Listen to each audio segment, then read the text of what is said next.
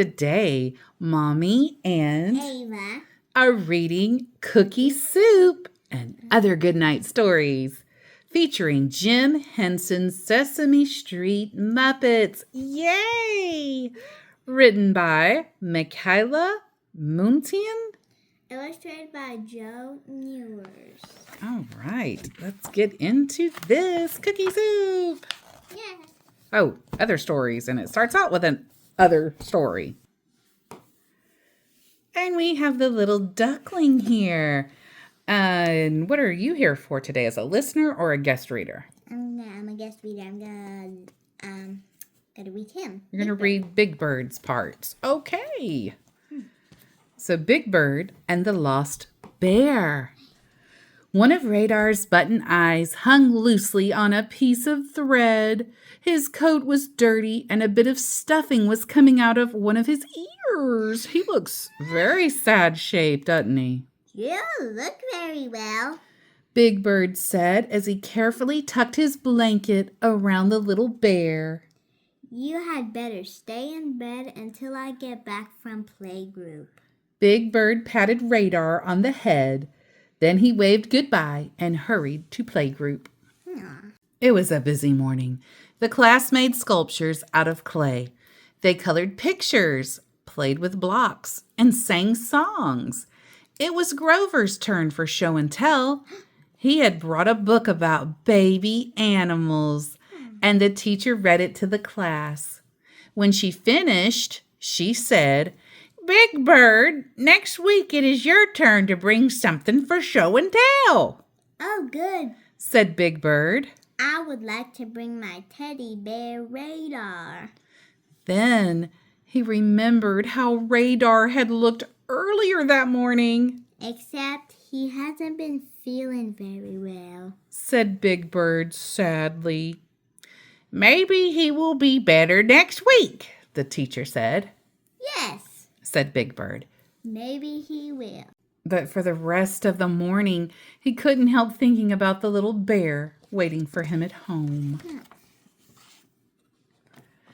When Big Bird got home from playgroup, he called out, Radar, I'm back. but Radar wasn't there. Big Bird looked under the blanket. I'm sure I left him here. Said Big Bird, scratching his head. He looked in the nest again. He looked in his toy box and every drawer in his dresser. He looked on top of things and behind things and under things. But he couldn't find Radar. Big Bird was worried. Where could he have gone? He said. He thought about Radar's button eye hanging on the piece of thread and the stuffing coming out of his ear. That bear is in no shape to leave the nest. If I have to search every inch of Sesame Street, I will find him. Said Big Bird. Aw.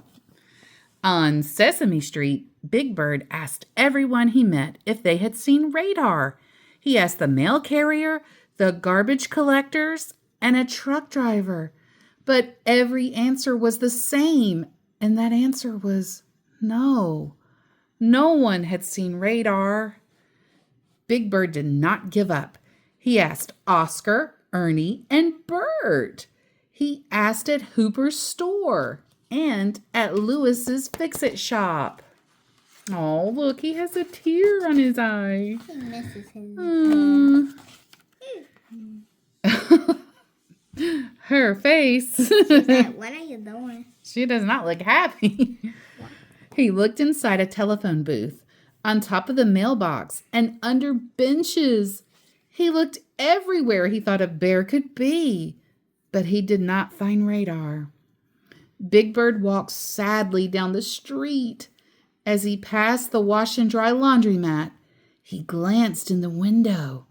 What he saw made him stop and hurry inside. Granny! Big Bird cried. "Big Bird!"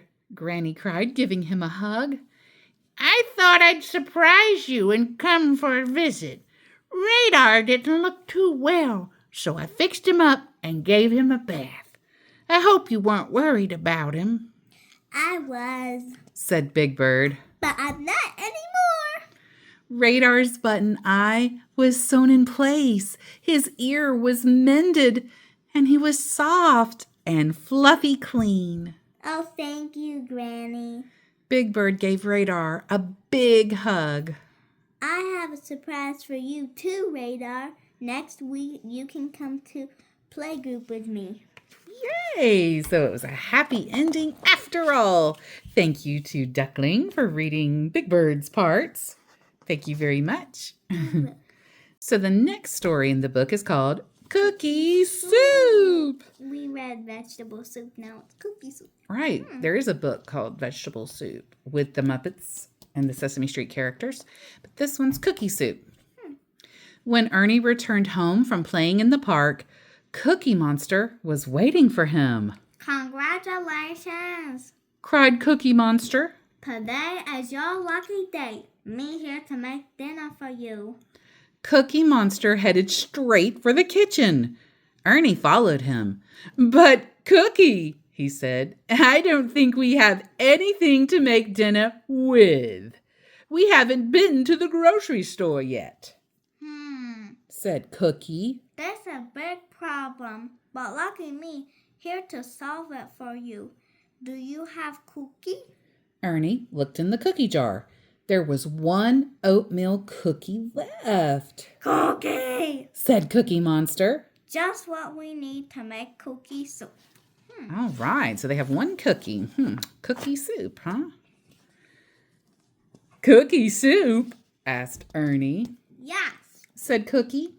it is delicious old Monster family recipe. You will love it. First, we need big pot. Ernie found a big pot. Now, we need water in pot. Cookie Monster said, and Ernie filled the pot with water. Soon, the water in the pot was bubbling on the stove, and Cookie Monster dropped the oatmeal cookie into it. In a few minutes, he tasted it. He said, It is good, but it could use some salt and pepper. Ernie handed Cookie Monster the salt and pepper shakers, and into the simmering pot with the oatmeal cookie, Cookie Monster added A pinch of salt and a dash of pepper. Cookie stirred and tasted the soup again. We have to wait for flavor to cook in. He said. While we wait, me look around. He looked in the cupboard and found one onion and 2 potatoes. Onion! Potatoes! He cried, That will make cookie soup even better. and into the pot with The oatmeal cookie, a pinch of salt, and a dash of pepper. he added 1 big red onion and 2 round brown potatoes. While the soup simmered on the stove, Cookie Monster looked in the refrigerator. You told me you had nothing to eat. He cried. But look at this. Tomatoes, carrots, celery. These will make cookie soup taste delicious. Cookie said, and into the pot with The oatmeal cookie, a pinch of salt, a dash of pepper, 1 big red onion, and 2 round brown potatoes. he added 3 red ripe tomatoes, 4 long orange carrots, and 5 green stalks of celery. Cookie Monster stirred the soup again. What else you have got in the refrigerator? He asked.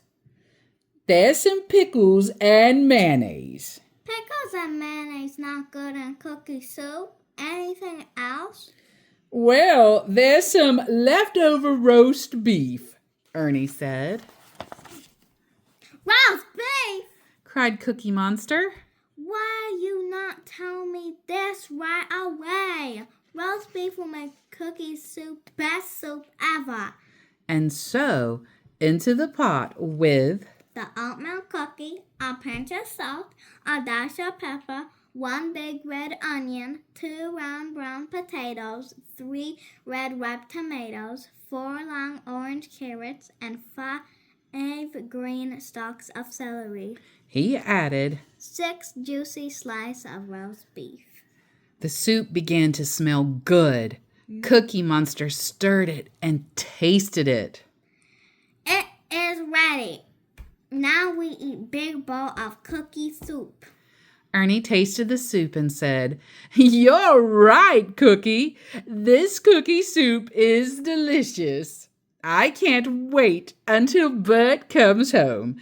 He'll never believe that we made this whole pot of soup with just one cookie."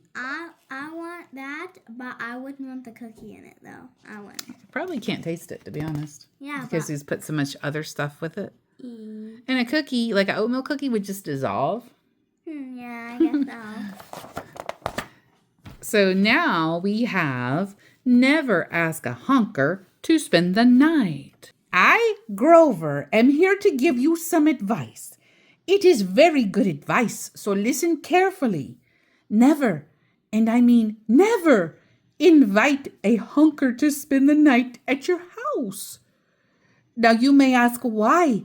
It is a good question, and I, Grover, will tell you the answer. It is because honkers honk. From the minute they get to your house, they honk. They honk hello to your mommy. They honk while you help set the table for supper. Then they keep right on honking even while they eat. No, he's eating a hot dog. They honk while you help your mommy clear the table. They honk while you play checkers. They honk while your mommy makes popcorn for you. And then they keep on honking right through your favorite television program. When it is time to get ready for bed, they do not stop honking. They honk while they brush their teeth and comb their fur. They honk while they put on their pajamas. They honk as they climb into bed. They even honk while your mommy is reading you a goodnight story. Wow, that's a lot of honking. I wouldn't want that. But here is the worst part. Even after they are asleep, they do not stop honking. It sounds something like this. Bonk, bonk, shoo. Bonk, bonk, shoo. There is no way, and I mean no way, to block out that sound. You can try wrapping your pillow around your head. You can try wearing earplugs. You can even try sleeping out in the hallway, but nothing works. So that is why I, Grover, after saying goodbye to my honker guest, am such a tired little monster this morning. Please remember this good advice and never, ever, ever invite a honker to spend the night at your house. All right, I won't invite honkers, will you? No. The end.